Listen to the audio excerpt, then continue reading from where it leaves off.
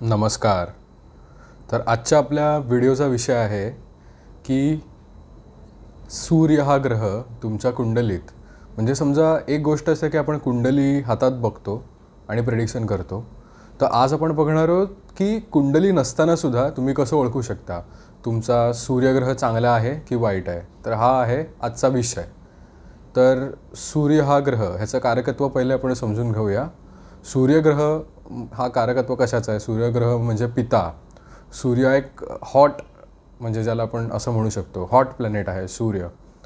तर सूर्य म्हणजे पिता. त्याच्यानंतर एखादी गोष्ट कंटिन्युटी ह्याचं पण कारक आहे. तर कंटिन्युटी कसं? नियमितपणा जर आपण एखाद्या गोष्टीमध्ये करू शकत नसू.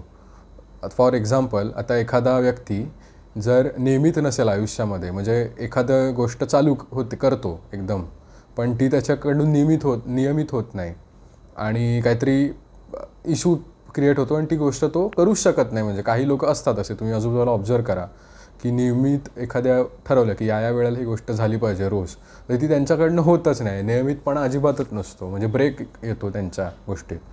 तर हे एक आपण समजू शकतो की हे एक साईन आहे की तुमचा सूर्यग्रह हा खराब आहे. त्याच्यानंतर सूर्यग्रह आहे पित्याचं पण कारक. तर त्यांच्या म्हणजे एखाद्याचे जरा काही रिलेशन चांगले नसतील त्यांच्या फादरबरोबर, पित्याबरोबर, काही मतमतांतरं खूपच असतील टोकाची, असं सगळं असेल, तर हे एक सुद्धा साईन आहे, दुसरं साईन, की सूर्यग्रह हा तुमच्या कुंडलीत खराब असण्याची शक्यता आहे. तर हे झालं कसं ओळखायचं खराब आहे. आणि ह्याच्या जर अपोजिट रिझल्ट आले तर सूर्यग्रह चांगला आहे असं आपण म्हणूया. आणि आता ह्याच्यावर उपाय आहे का? आता समजा एखाद्याला कळलं आपल्याला की सूर्यग्रह खराब आहे, तर करायचं काय? तर करायचा उपाय खूपच सिंपल आहे. तर त्याच्यावर करायचं असं आहे, रोज सूर्याला नियमित सकाळी अर्ध्य द्यायचं. उठल्यावर रोज सकाळी सूर्याला अर्ध्य देणे, त्याच्याने तुमच्या जीवनात हा फरक पडेल. जर तुमच्या फादरबरोबर काही इश्यू असतील, पित्याबरोबर काही इश्यू असतील, तर ते सॉल्व्ह होऊ शकतात, त्याने सॉल्व्ह होतील आणि तुम्हाला कुठेतरी एक इम्प्रूव्हमेंट होताना दिसेल. अर्थात तुमचा प्रॅक्टिकल ॲप्रोचसुद्धा तसा पाहिजे, पण प्रॅक्टिकल ॲप्रोचबरोबर ह्यातून तुम्हाला एक दुसऱ्या पद्धतीची हेल्पसुद्धा मिळेल, की प्रॅक्टिकल अप्रोच पण आहे आणि ह्या गोष्टी, दोन्ही गोष्टी मिक्स केल्या की एकदम फॅन्टॅस्टिक रिझल्ट तुम्हाला येतील.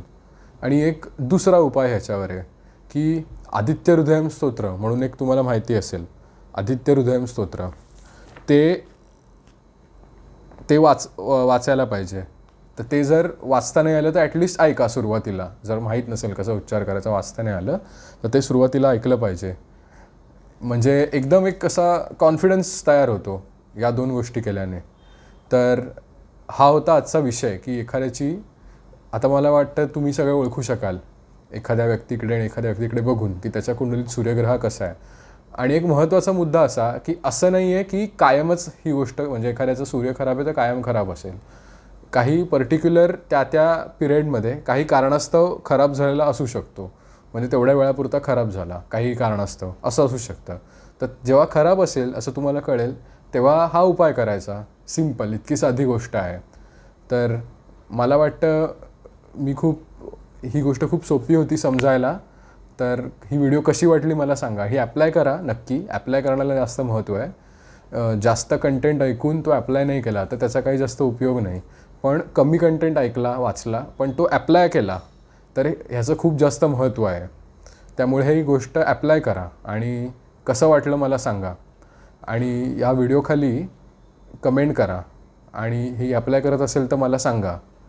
लाईक करा, शेअर करा आणि सबस्क्राईब करा. धन्यवाद.